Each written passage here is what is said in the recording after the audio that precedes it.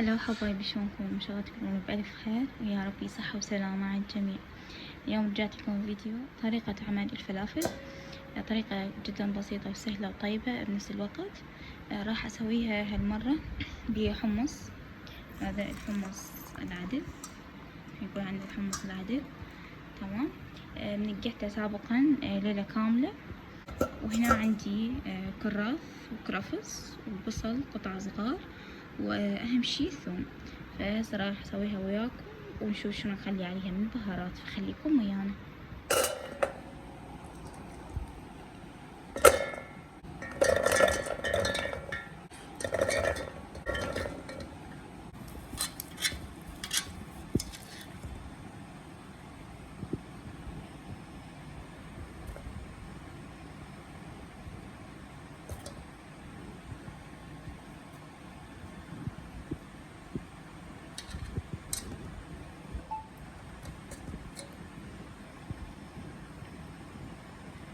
طبعا يقدرون نفس الطريقة بس تستخدمون حمص مجروش، هم يتنقعون عليه ليلة كاملة، ثاني يوم تستخدمون.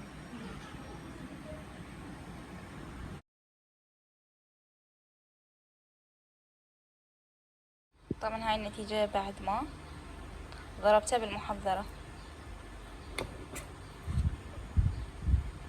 لازم يصير عندكم مثل العجينة. هسه راح اكمل الكمية بالكامل حتى نشوف شنو راح نخلي عليه من بهارات، فانتظرونا. فهسه بعد ما كملت طحن الفلافل راح ابدي اضيف البهارات. فاول شي راح اضيفه هو الكمون. هنا انا عندي كمون صحيح طحنته راح اضيفه. هسه بعد ما ضفت الكمون خليت حبة حلوة يعني صحيحة، وايضا طحنتها ريحتها كلش طيب. هنا أنا عندي كاري هاي النوعية. راح اضيف بصل مطحون. طبعا هذا الفلفل الاسود هو حب فكلش قوي، راح اضيف من عنده قليل يعني حب واحنا طاحنين. هنا ثوم مطحون، وراح اضيف كاري. حبايبي راح اضيف، وهسه راح اضيف الملح. طبعا الملح حسب الرغبة، انا هسه راح اضيف ملح، ولما اقليها همين اذوقها واشوف اذا محتاجة ملح او لا.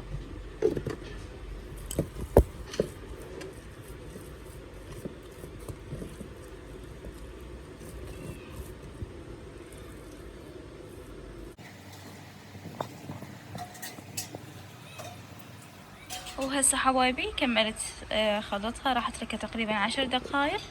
ورا 10 دقائق راح ابدي اقليها. لما ابلش اقليها راح اخلي لها صودة حتى ما تخرب عندي الفلافل، واقدر اجمدها بدون ما اضيف الصودة. طبعا خليت لها هسه صودة وراح ابلش اقليها.